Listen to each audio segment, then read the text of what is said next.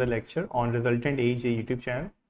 So as you all know that 8 p.m. is the time for mechanical class on your Resultant YouTube channel.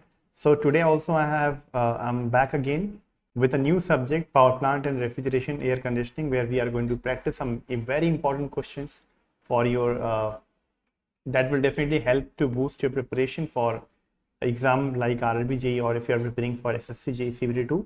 So for both SSC and RRB JE CBT2, you can watch this session and get benefited by the knowledge that I'm going to share with this particular session. Today we are going to practice some important questions that will be from these particular subject. You can see the name of the subject, power plant and refrigeration air conditioning.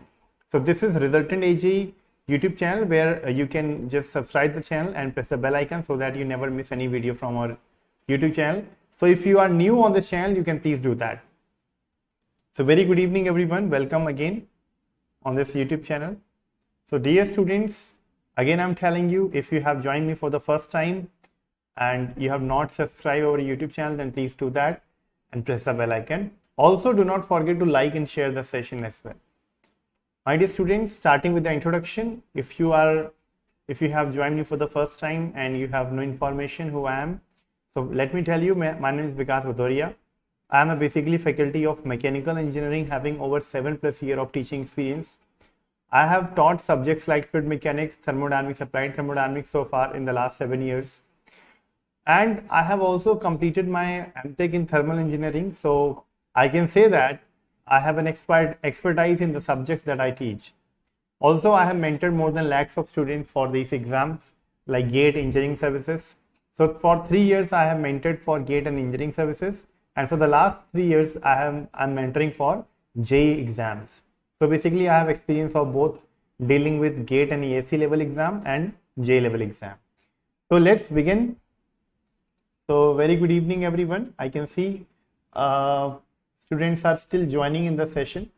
So let's wait so that before I start solving the question, I would like to give you introduction about 3 important courses that are currently running on Resultant.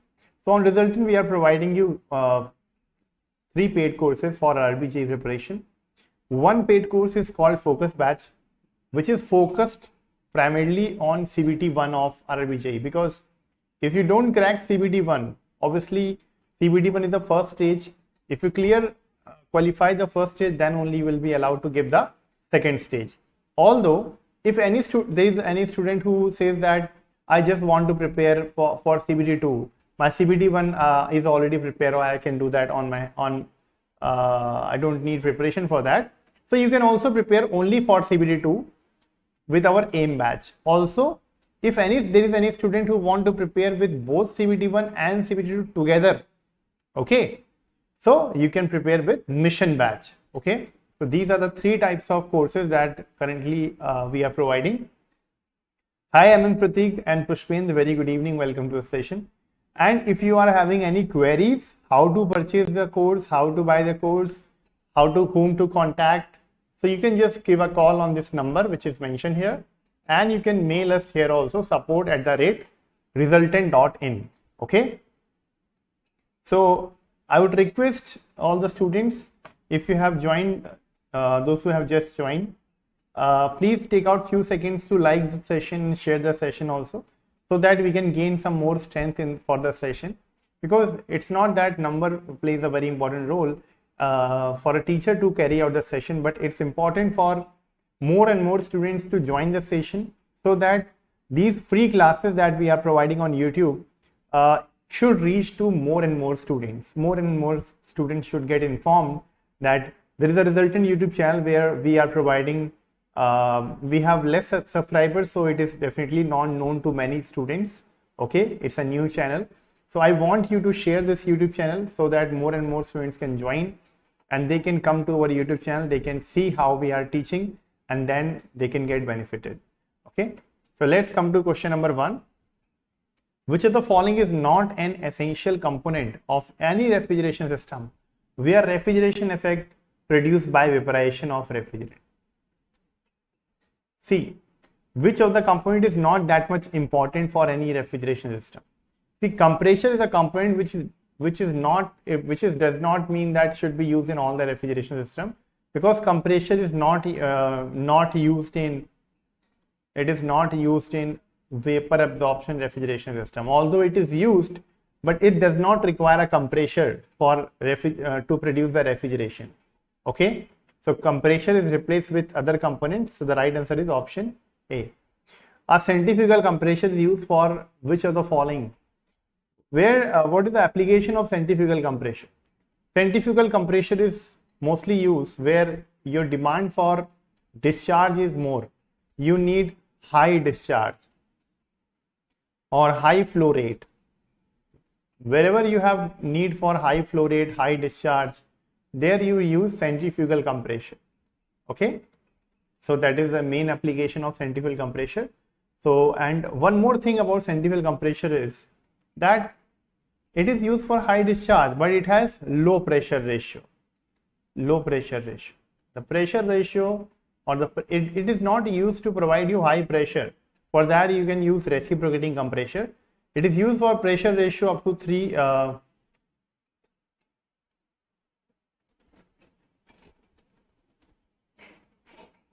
The pressure ratio that can increase is 3 to 4:1. Okay, this is the amount of pressure ratio that can be achieved with the help of centrifugal compression. So it is basically used for providing high discharge, that is high mass flow rate, and low pressure ratio.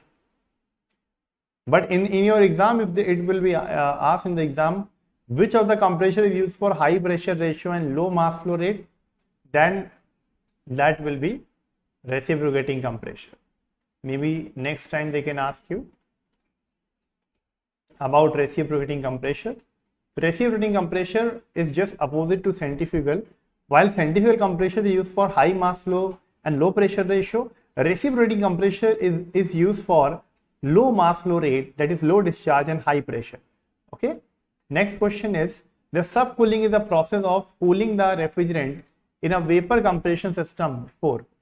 So subcooling is basically a process where the refrigerant which comes out from the condenser is basically further cooled. It is further cooled, and this is the process which takes place.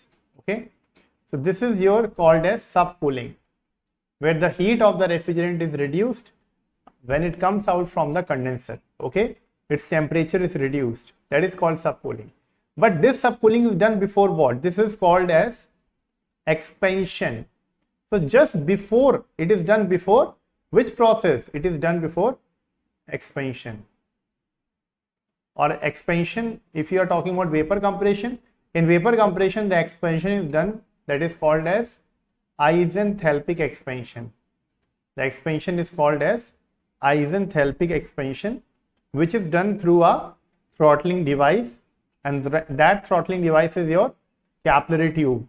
Okay, is it clear to everyone or not? Next, consider the following statement in respect of vapor compression refrigeration units. The statement about vapor compression refrigeration unit or system in actual unit means actual vapor compression system. We are talking about actual VCRS, that is vapor compression refrigeration system. The refrigerant leaving the evaporator is superheated. In basically what they are trying to tell here is, in actual vapor compression system, the refrigerant which comes out from the evaporator is not dry saturated, it is superheated. Next, superheating of the refrigerant at exit of evaporator will increase the refrigeration effect. Next, superheating of the refrigerant increase the work input of compression. Well, the options which are given here, all the options are absolutely correct. Let me firstly tell you the difference between the ideal and actual vapor compression system. In ideal vapor compression system, we always study that the refrigerant which enters the compressor is in a dry vapor state, which comes out from the evaporator. Okay, so this is your ideal vapor compression system, where we say that only dry saturated vapor will come out from the evaporator, that will go into the compressor. But in the actual vapor compression system, we follow the cycle of superheating. That means the superheated vapor, after getting superheated, In the evaporator, they will come out from the evaporator, and then that they will be supplied for the compression purpose. So this will be 0.1234. Here this will be 0.1234. Okay, this is actual vapor compression system. So in actual vapor compression system, we follow the habit of, that is, the refrigerant which comes out from the evaporator is not dry vapor, it is superheated vapor, and that superheated vapor will enter into the compressor. And when you do superheating, what you will find, the major difference that you find is refrigeration effect will increase and also the work input will increase. So all the options are correct. In a vapor compression cycle, the refrigerant exists in a superheated vapor state, at which component the refrigerant exists in a superheated vapor. So if you again draw the vapor compression cycle, the refrigerant exists in many states, okay, but superheated vapor will be there at the exit of compressor and at the inlet of, this is called exit of compressor, or you can say inlet of condenser. Okay, at the inlet of condenser or at the exit of compressor, you will find the refrigerant is in superheated state. Okay, superheated vapor. Clear? So that is your at the exit of compressor. Next is, which of the following is responsible for operation of a thermostatic expansion valve? Thermostatic expansion valve, what is the working principle of thermostatic expansion valve? PDF nahi milta. It is actually there is some problem in my Microsoft. I think I'm using free version of Microsoft where I'm not able to directly convert the PPT into PDF, and so I'm not able to convert the PPT into PDF, and that's why I'm not able to provide the PDF. One thing can be done is I can do it online, but online also they are somewhere, if you see in the internet, in order to convert PPT into PDF, they need it is also paid online also. So I have to find some free software where I can convert PPT into PDF. So the right answer is thermostatic expansion valve operates on degree of superheat in the evaporator. So I just told you that in the previous question that in actual vapor compression system, the refrigerant which enters into the compressor is not dry but superheated vapor. But as you know that there is a problem with superheating also. Okay, this is called as delta T, that is degree of superheat. It's not that you can do any level of superheating. The superheating is also limited, right? Why it is limited? Because more is the superheat. If superheat will increase, if superheating will increase, then not only refrigeration effect increases, but there is one more thing which increases, that is work input also increases. So it's not that you can do any level of superheating, right? So it has to be limited. And how you can limit it? A type of an expansion valve is provided, that is called thermostatic expansion valve, and it does not work alone. It works with a sensing bulb. It works together with a sensing bulb. Along with the sensing bulb, this sensing bulb will sense the amount of superheat. As soon as the degree of superheat will increase, it will send a signal to this valve, that is thermostatic expansion valve, and this thermostatic expansion valve will ultimately open and refrigerant will flow into the evaporator so that the degree of superheat can be controlled. Okay, so that is the reason we cannot have too much of degree of superheat. Okay, so it has to be limited. To control degree of superheat at the exit of evaporator, we provide thermostatic expansion valve which works with a sensing bulb. Okay, a refrigerating system of 1 ton refrigeration capacity operates between temperature range of 7 degree and 47 degrees Celsius. The minimum amount of heat rejected to the surrounding will be. So refrigeration capacity is given, 1 ton refrigeration capacity. The temperature, operating temperature are also given for the refrigeration system. You have to find the amount of heat rejected in this question. How can you find the heat rejected? So as you know that heat rejected is equal to, it is equal to power input plus refrigeration capacity. So refrigeration capacity is already given in this question, which is 1 ton. 1 ton system refrigeration is equal to 3.5 kilowatt. So this is already given in the question. If you somehow get the value of power input, if you get the value of power input, you can easily get the value of heat rejected. There can be one more answer for this question, not possible to determine with given data. You can also give this answer, but if you see these temperatures values are also given. So with the help of these temperature value, you can apply the formula for COP of a refrigeration system in terms of temperature, which is lower temperature will be 280 Kelvin divided by 40. So if you solve it, you will get 7. Now COP will be equal to 7. COP will be equal to refrigeration capacity, which is 3.5 divided by power input. Power input you will get 0.5 kilowatt. And if you add just 0.5 here, so 0.5 plus 3.5, you will get the answer, which is 4 kilowatt. Clear to everyone? What happened if in compressor pressure increases? See, it's not that compressor pressure will increase. There is nothing like compressor pressure. Your refrigeration system operates between two pressure. One is high, one is low. The high pressure is called condenser pressure. The low pressure is the evaporator pressure. Okay. The compressor is used to increase the pressure, while expansion device is used to decrease the pressure. So if you increase the condenser pressure, then your work input is going to increase, your refrigeration effect will decrease, and your COP will decrease. Okay. Which of the following refrigerant has maximum latent heat at their normal boiling point? At their normal boiling point,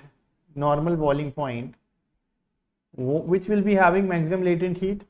Sulfur dioxide, carbon dioxide, ammonia, and R12. Now, as you know that latent heat we are talking about is latent heat of vaporization, and the latent heat of vaporization is maximum for the case of ammonia. Ammonia has maximum latent heat.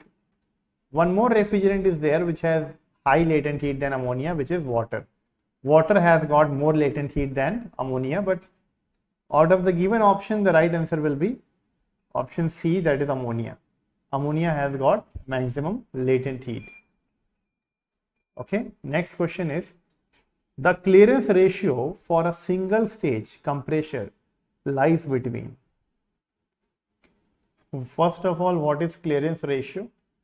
The clearance ratio is for a compressor.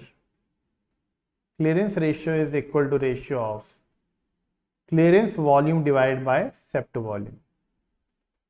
Okay, this is clearance volume, this is sept volume, and this ratio, which is denoted by C, it has a range of 4 to 10%, and average value is, we can say 5% is the average value. So this will be the range of the clearance ratio for a single stage compressor. Okay. Next question is, which of the following is an incorrect statement? Which of the following is not correct statement about the compressor? In rotary compressor are used where large quantity of air is needed at relatively low pressure. This statement about rotary compressor is given is correct. Yes, rotary compressor are used for large quantity of air at low pressure. This is correct statement. In multi-stage compression, there is increase in the work required per stroke. See, multi-stage compression is done with an objective of reducing the work input. Actually, this is the reason why we do multi-stage compression, to reduce the work input.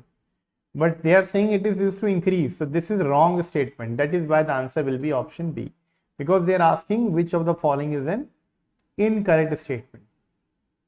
So let's read the other two statements also. Maybe in the next time in the exam, the question can come from the other two statements. In multi-stage compression, torque delivered is more uniform. Yes, you get more uniform torque because mechanical load or better mechanical balance is obtained by using multi-stage compression. In axial flow compressor, the blades are arranged in the same way as in reaction turbine. Yeah, we can say that because in reaction turbine also we use a combination of fixed blade and moving blade. Okay, but the function of fixed blade and moving blade of reaction turbine is just opposite of fixed blade and moving blade of axial flow compressor. Although the arrangement of the blades is like that only in compressor, axial flow compressor also, and in reaction turbine, but the function will be different for these blades. But that's why we can say it is arranged in the same manner, but opposite function is there. Which of the following method is more effective to improve the efficiency of Rankine cycle used in thermal power plant? So Rankine cycle efficiency depends on lot of factors by which we can increase the Rankine cycle efficiency. Okay, let's focus on the factor which are given in the options. There are a lot of factors which can increase the efficiency of the Rankine cycle. But Rankine cycle operates between boiler pressure, high pressure, and condenser pressure, low pressure. Okay, increasing the condenser temperature, decreasing the condenser temperature, decreasing the boiler temperature, increasing the boiler temperature. So which will be the right answer for this question? First of all, efficiency of the Rankine cycle. Have you seen any formula of efficiency of Rankine cycle in terms of temperature? Although there is no formula like that, but there is one formula that you can use: 1 minus minimum temperature at which heat is rejected in the Rankine cycle at condenser pressure to the mean temperature of heat addition. This is the formula that we can use. Minimum temperature of heat rejection is the temperature at which condensation takes place, and the mean temperature is the temperature. This is the mean temperature of heat addition. Now, how can you increase the efficiency? Either you can increase the mean temperature of heat addition, or you can reduce the minimum temperature of heat rejection, just like Carnot. But here in this question, they are asking which is more effective way. So like Carnot, if I ask you what is the more effective way, which is more effective way to increase the efficiency of Carnot cycle, then you will say decreasing the lower temperature. So decreasing the lower temperature means this temperature, which is condenser temperature. Decreasing the condenser temperature will be more effective way to increase the efficiency of Rankine cycle. Okay, clear to everyone? We can also increase the mean temperature of heat addition. That is also one way of increasing the efficiency of Rankine cycle. But if you decrease the condenser temperature, which is a lower temperature, then you will get more better increase in the efficiency, or it is more effective way of increasing the efficiency, just like Carnot. Environmental Protection Agency advised against the use of chlorofluorocarbon. Now there are many types of climate changes meetings that are held every year, where the different countries leaders sit together, they decide. So there were some protocols given, like Kyoto Protocol, Montreal Protocol, and in one of the protocol it was decided that chlorofluorocarbon, which is also called CFC, which actually has chlorine in it, when it is released in the atmosphere, that chlorine will cause a hole in the ozone. Okay, so that is why we don't use the chlorofluorocarbon. Okay, exactly I don't remember, but I think it was Montreal Protocol where it was decided that these chlorofluorocarbon should not be used, because chlorofluorocarbon contains the chlorine, and that chlorine will react with the ozone layer, and it will cause a chemical reaction that will lead to depletion of the ozone layer present in the stratosphere, and that will cause a hole in the ozone. If there will be a hole in the ozone layer, then harmful UV rays, which are protected by the ozone layer, will get into the Earth's atmosphere, and when it will cause severe skin cancer and skin burn diseases. Okay, in the air cycle refrigeration system, yeah, it is a Montreal Protocol, right, held in Montreal. I don't remember the year, but yes, it is correct. There's also one protocol called Kaito protocol that took place in Japan, while Montreal protocol headquarter was in Canada. And exactly don't remember the year, but if you can remember these year, because they are important for your GK or GS point of view. I don't, right? They can come in the exam. Air cycle refrigeration system. See, air cycle refrigeration system, we are talking about reverse Brayton cycle. Reversed Brayton cycle we are talking about. Okay. So for the reverse Brayton cycle, my dear, one thing which is important, it is a reverse Brayton cycle. So here the working fluid will be what? Working fluid is gas. Gas is a working fluid. And if there is a gas in the working fluid, gas will not have phase change. So if there will be no phase change, the latent heat transfer will not happen. So wherever there is latent heat transfer, that is wrong. No heat transfer take place, that is also not correct, because there will be heat transfer, then only cooling take place. Cooling refrigeration system means there should be heat transfer. So this is also not correct. Only answer which is correct is option A, sensible heat, because latent heat transfer take place where phase change take place. But here the working fluid is a refrigerant is a gas, and gas will not have phase change. Okay. The effects of superheating of the vapor. Yes, you can search the important dates also. Okay, 1987. Okay. I hope you guys have more knowledge of GK than at least मेरे से ज़्यादा पता होगा आप. Please do not forget to like and share the session also. The effects of superheating of the vapor in the evaporator and subcooling of the condensate in the condenser for same compressor. First of all, there are two factors which are being compared. That is, they are saying we are simultaneously trying to do we are trying to do two things together. We are trying to do superheating in the evaporator, okay, and also we are trying to do subcooling after the condenser. Okay, if in actual vapor compression both the two things are done together, we also prefer superheating and we also do subcooling.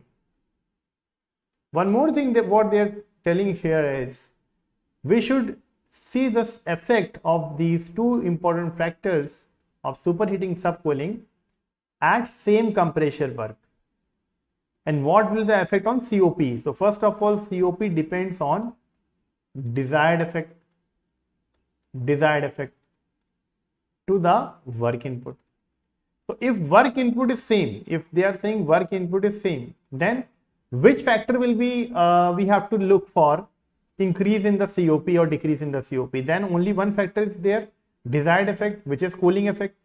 As you can see that if you do superheating and you do subcooling, result of both will be increase refrigeration effect. Desired effect will increase, so COP will increase. Okay, so the right answer will be option A for this question. Superheating and subcooling, if they are done and you are saying that compressor work will not be affected, will be same, then only one thing will happen, that is COP will increase. The effect of reducing the evaporator pressure on a simple vapor compression cycle is simple. See, the reason why we are doing practice of we are having more practice of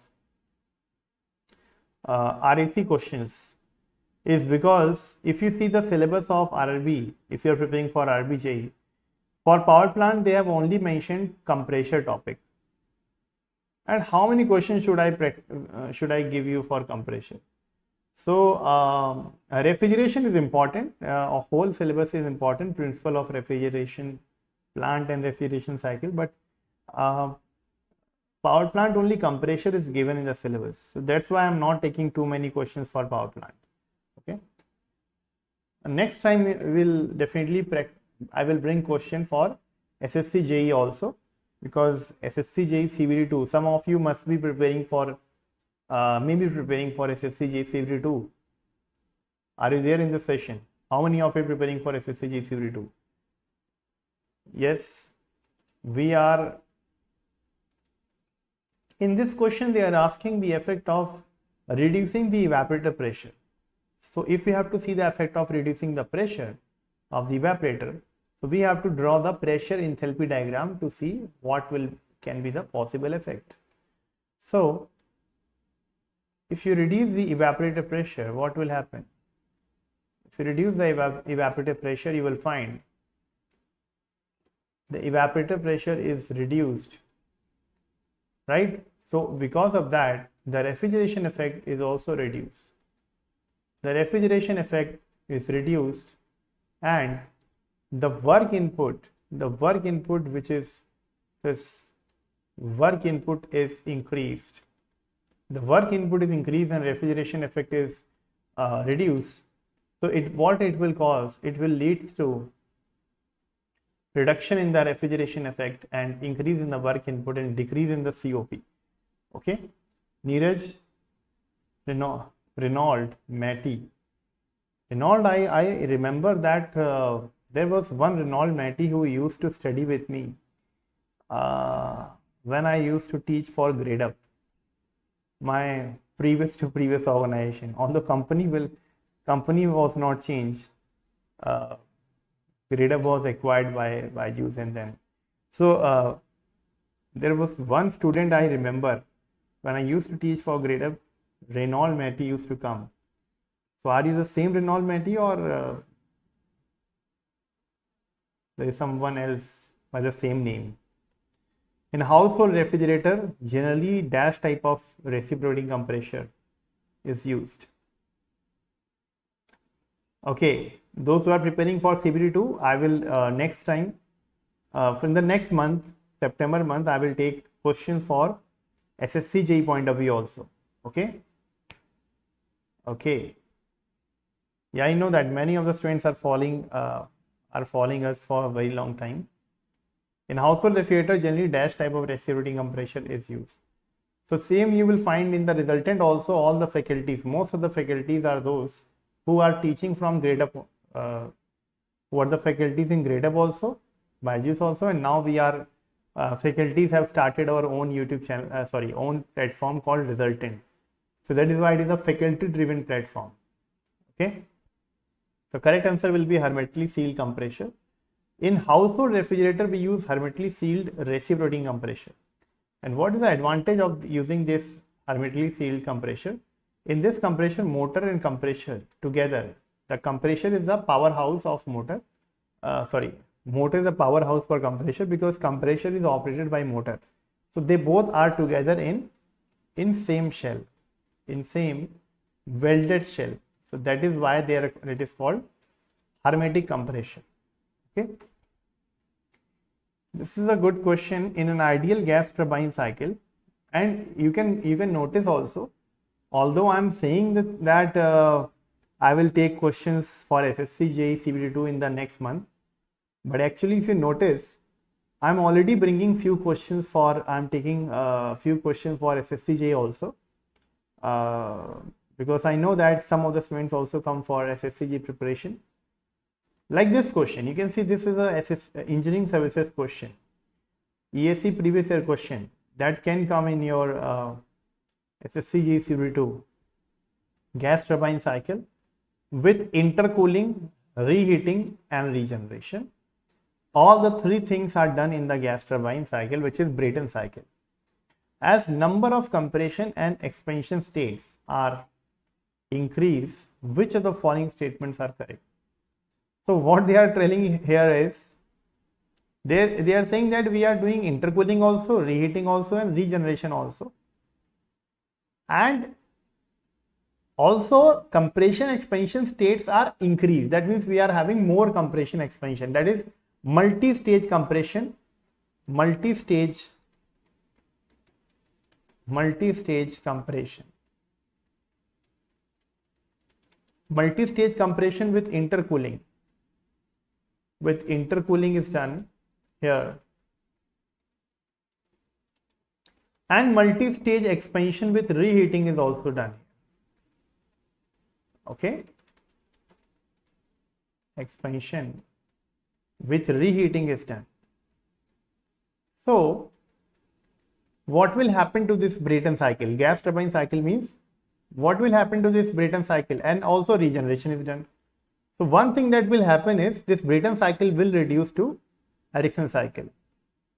Okay, so this is correct, not Stirling.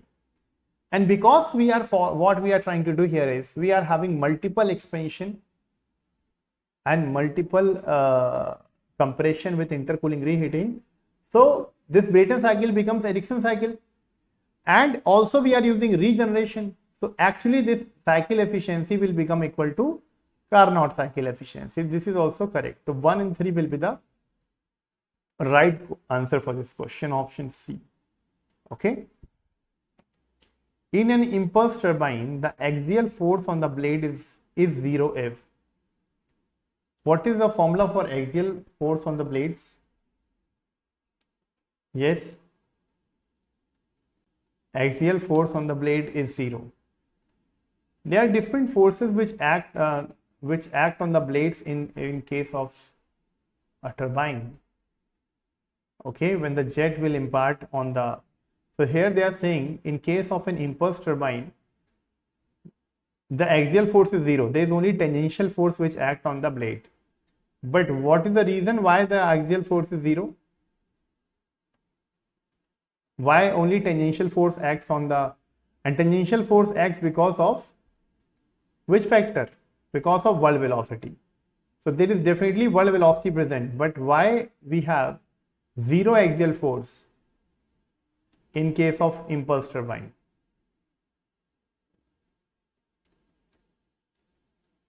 Yes, many of you are saying option D as the answer.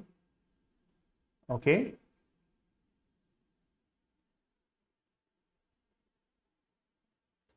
all right. The correct answer for this question is, see, the tangential force in the impulse turbine is definitely there. It is mass flow rate into world velocity. Okay, but if there is no axial force, the axial force is 0, because axial force depends on the flow components. Okay, so because there is no flow component, the flow component, the inlet and outlet are equal, the flow velocity is equal, and this is a function of, it is equal to mass flow rate into Vf1 minus Vf2. So because they are equal, that is why this will be 0. Okay, in case of impulse turbine, there is no flow velocity. Flow velocity is that component of the jet velocity which lies perpendicular. See, jet velocity has two components. Jet velocity has two components. One is called as VW, called as world velocity. Another is called VF, flow velocity. In case of impulse turbine, you will not find the flow velocity component. So that is because they will equal at the inlet exit. There will be only world velocity. Okay, so only tangential force will act on the blade. An ideal vapor compression refrigeration system works on the evaporator temperature of 0 degrees Celsius and condenser temperature of 40 degrees Celsius. The refrigeration effect is found to be 100 and the work input is 50. What will be the COP of the refrigeration system? Many times you will find the question looks very big. It's like 4 to 5 lines question. But the answer for that question will be just in a simple calculation. For example, here they are asking COP. It is simply refrigeration effect to the work input. Let's put the value. What is the refrigeration effect? 100. What is work input? 50. You will get the answer as 2. Okay. Clear to everyone? So these temperature and other things will not be, this temperature things will not be used. Here we will be using the refrigeration effect and work input. Okay. The specific enthalpy of the working fluid at the salient points. What is the meaning of salient points? Salient point means important points. And what are the important points in the Brayton cycle refrigeration? Brayton cycle refrigeration means reverse Brayton cycle. The enthalpies are given at different points. Okay, you have to tell the COP. What is the COP? So let us firstly draw the ideal reverse Brayton cycle. So if you draw the reverse Brayton cycle working in the anti-clockwise direction. 1, 2, 3, 4. Okay. So here they are saying specific enthalpy at the inlet of compressor, that is H1 is given to you 270, and specific enthalpy at the exit of compressor is 370. H2 is equal to 370. Specific enthalpy working fluid at the inlet of turbine. This is inlet of turbine. So H3 is equal to 300, and H4, this is exit of turbine. It is 220. Any idea how are you going to solve this question? So COP is equal to, COP of any cycle is equal to refrigeration effect divided by work input. See, refrigeration effect you are getting here. Refrigeration effect you get here. That is equal to H1 minus H4. That is 270 minus 220, that is 50. And work input here, it will not be work input. Here it will be net work input. Net work input will be work of the compressor, that is H2 minus H1, minus work of the turbine, that is H3 minus H4. That will be net work input. Clear? Clear to everyone? Compressor work minus turbine work. So here you will get H1 minus H1, this is 270 minus 220, divided by 370 minus 270 minus of 300 minus 220. If you solve it, you will get 50 divided by 100 minus this, you will get 2.5. So very good, those who have solved this question, 2.5. Okay. So this kind of question can appear for your CBT2 exams. Although calculation is very simple, but the level of question is like that. It's not that simple level of question that you see for your SSCG paper 1. Which of the following is correct? In Parsons reaction turbine, degree of reaction is 0. In reaction turbine, the pressure of the fluid does not change while flowing through rotor of the turbine. Rotor means moving blade. So here they are saying in the moving blade the pressure will not change. That is not correct. There is a drop of pressure in the moving blade of a reaction turbine. And in Parsons reaction turbine, degree of reaction is 50%. So this is also not correct. So two options are not correct. In impulse turbine, the pressure of the water does not change while flowing through rotor. Yes, rotor, that is on the moving blade, there is no change of the pressure. Okay, so the right answer for this question is option C. In impulse turbine, moving blade, the pressure is going to remain constant. In the impulse turbine moving blade, pressure will be constant. Only thing that will happen in the impulse turbine moving blade will be decrease of the velocity. Okay. In which of the following compounding method used for the steam turbine, the whole pressure of the steam slits into small pressure drop across number of stages of impulse turbine? So there are different types of compounding. Reaction turbine is not a type of compounding. Composite compounding is not a type of compounding. Pressure and velocity are the types of compounding. And because they are saying whole pressure is of the steam slit. Slit means it is divided into many parts. So that is your pressure compounding. Okay. If the velocity slits into many parts, that is your velocity compounding. A refrigeration system working on ideal vapor compression cycle has refrigerant vapor entering the compressor at 263 Kelvin, having enthalpy. We have solved the questions related to vapor compression, but this is a little bit different question. Here it is saying that COP of the vapor compression is already given. You have to find the refrigerant leaving the condenser. That means, although I generally don't draw the vapor compression cycle for finding the COP, it's very simple calculation. But just for your understanding, I'm drawing it. Okay. What is being given and what is being asked. If you understand these things, then you will not be facing any problem in solving the questions of any questions basically. Okay. So in this question, it is given that the vapor entering the compressor here, that is H1 is 410, and leaving the compressor, that is H2 is equal to 440. What is being required here is, in COP is given, you have to tell the refrigerant leaves the condenser at which enthalpy, that is H3 you have to tell.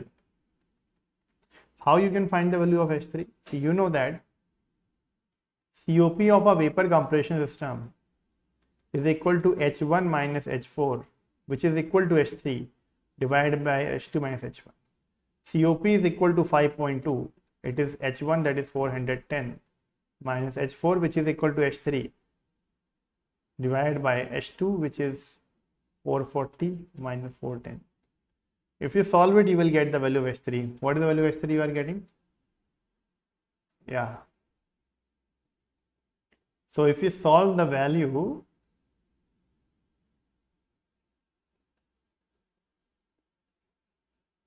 yes, it will be 254. So H3 will be equal to H4 is equal to 254. Clear? So this will be, level of question that can come in the exam. Next question is, in a gas turbine power plant, just give me 1 second. Yeah. In gas turbine power plant, air enters the compressor at 1 bar and 20 degrees Celsius and leaves at 207 degrees Celsius and 6 bar. After the heat addition, the gas enters the turbine and expanded in 2 stages. With the same pressure ratio, the gas is reheated between turbine stages. Then work done by both the turbines are related as. So basically in this question, 2 important things that you have to focus, that is being written over here, that in the heat addition process, the gas expands in 2 stages with same pressure ratio. That is, it is a case of multi-stage expansion with reheating, and not just any normal reheating. This is one reheating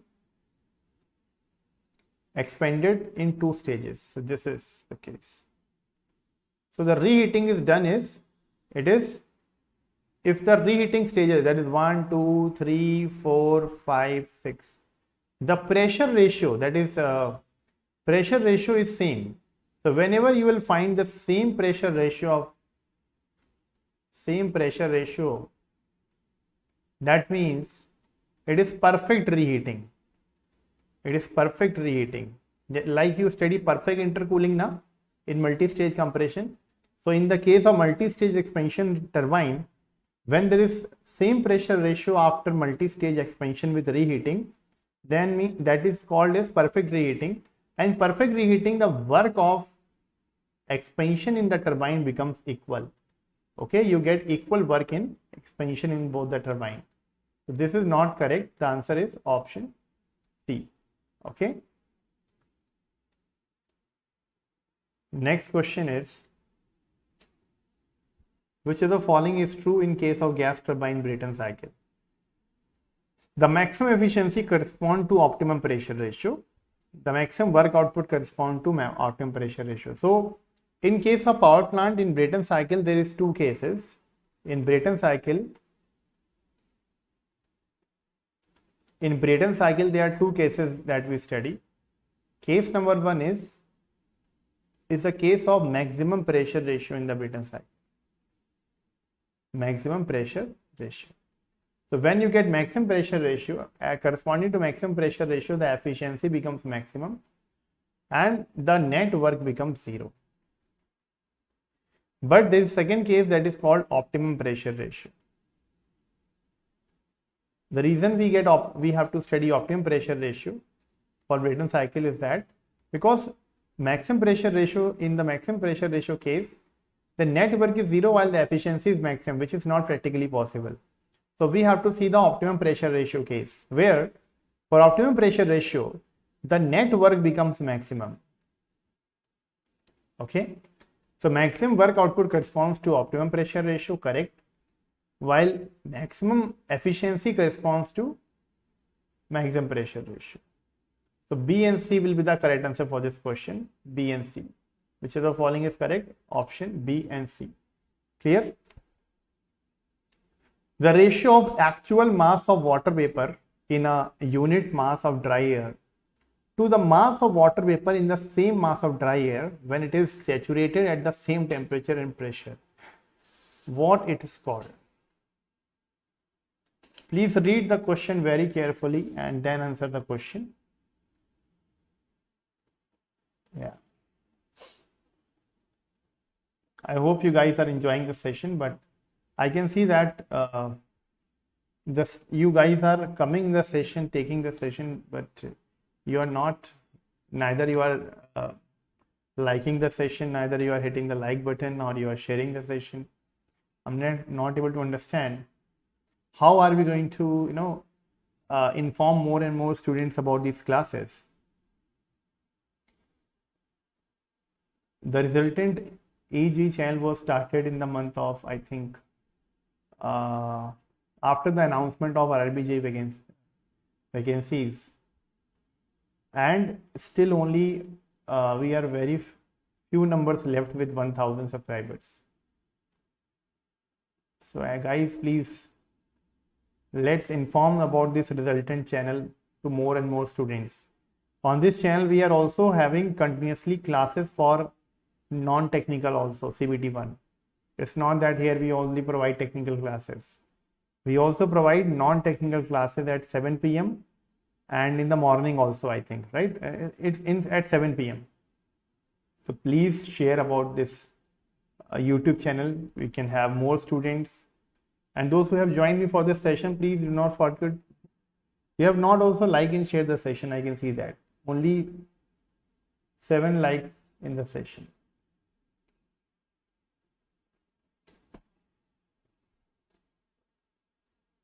At least those who are coming to the session, at least you can do the few things that I ask you in the session, that I request you. It's not asking, requesting you. Okay. What is relative humidity?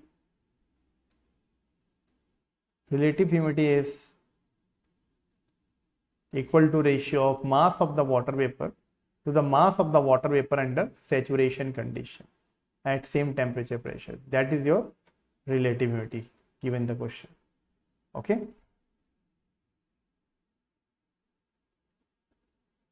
All right. Next question. The freezer in a refrigerator is located at the top section so that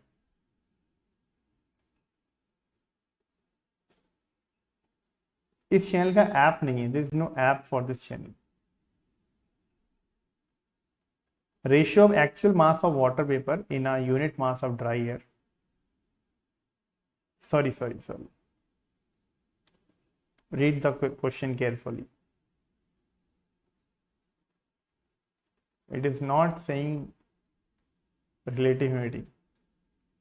It is actual mass of water vapor. Actual mass of water vapor to the mass of dry air to the mass of water vapor in the saturation condition to the mass of dry air. What is this ratio? Mass of water vapor to mass of dry air. That is called as, this is called as specific humidity. Okay. And this is also specific humidity in the saturation condition. This ratio is called as degree of saturation. Very good. I have not seen this dry air. So this is your degree of saturation. Okay. Humidity ratio is nothing but specific humidity. That is your specific humidity. This is not specific humidity. Clear? So this is degree of saturation. Correct. Reynolds, I have just seen your comment. Then I just focus here that it's dry air also given here, dry air. Okay. What is absolute humidity? Absolute humidity is mass of water vapor to the volume of moist air. That is your absolute humidity.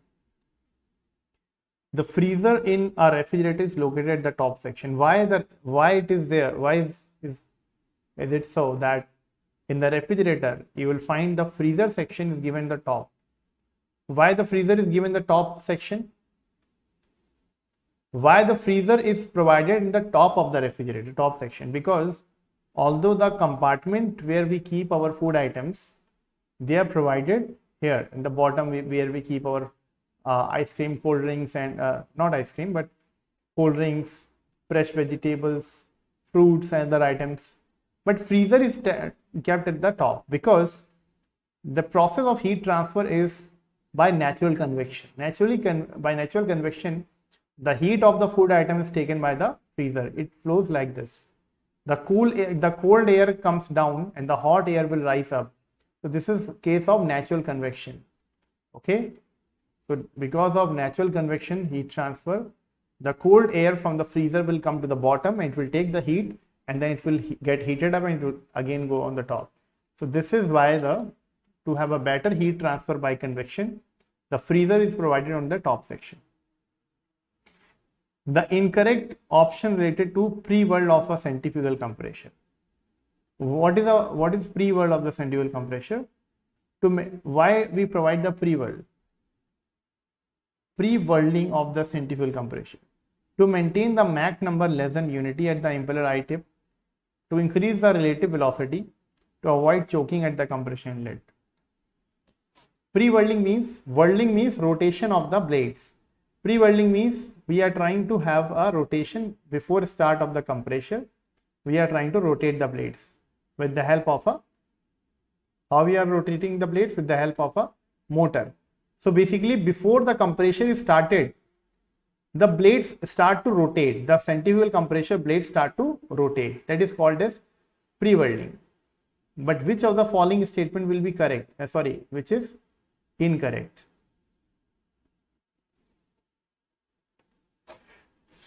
The pre-whirling is done to avoid choking, it is saying. No, this is not correct. This is not correct. To avoid choking, we do the pre-whirling. So that is not the right answer for this question. Okay. It is not the right answer that we have to avoid choking at the compression inlet. Yeah, to maintain Mach number less than unity at the impeller eye tip, that is central part of the impeller, to increase the relative velocity, that is correct. But to avoid choking, that is not the right answer. An Electrolux refrigerator has which of the following working substance? Electrolux refrigerator is basically ammonia, water refrigeration system of vapor absorption refrigeration system. But here one more thing is provided, that is hydrogen gas is also provided. Apart from having ammonia and water, we also have hydrogen gas. So we have ammonia, we have water, and we have hydrogen gas. So the correct answer will be option A for this question. Which of the following statement about using capillary tube as expansion device in vapor compression system is not correct? See, in vapor compression system, we use capillary tube, which is an expansion device or throttling device, we can say. Okay. But it is saying that which of the following statement about using capillary tube as expansion device is not correct. There can be many reasons why we use capillary tube, right? That is, cost is very low. Here it is saying cost is too high. It's saying why, first of all, try to understand why firstly we'll be using something which is having very high cost. Okay, in vapor compression system which is used for domestic refrigerator, the cost, to minimize the cost, we are using capillary tube. Okay, so the thing which is mentioned here, the cost is too high. It's not just high, too high.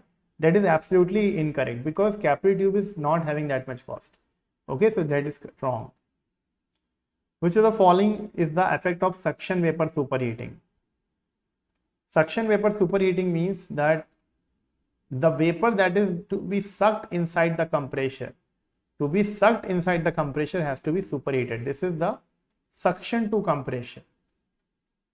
So basically the compressor that is having the suction of superheated vapor into it. So what will be the effect? The effect is very simple, that is refrigeration effect will increase by superheating and work input will also increase. So the right answer will be increase the refrigeration effect. So that's all. We'll take the rest of the question in another session. I want to tell you that if any of the student is preparing or is thinking of preparing for RRB JE CVT 2, you can also prepare from our AIM batch. AIM batch is focused only for RRB JE CVT 2 and we have a complete batch, complete course for that. Also, if any student is thinking of having a simultaneous preparation of CBT 1 and CBT 2 together for RRB JE, then you can join our mission batch. Okay, so these are the two batches courses currently we are providing, and you can subscribe our YouTube channel and press the bell icon. Also, those who have joined me for this session, if you enjoyed today's session, then do not forget to like and share the session. I will see you. My next class will be on tomorrow 8 p.m. Class will be tomorrow 8 p.m. That is true, but I will see you on Monday. Okay, so basically I will see you in the next month, September month, Monday, with some mixed practice questions. My class will be on Monday. Okay, thank you so much. Have a nice day. We'll see you on Monday. Thank you everyone. Take care. Thank you.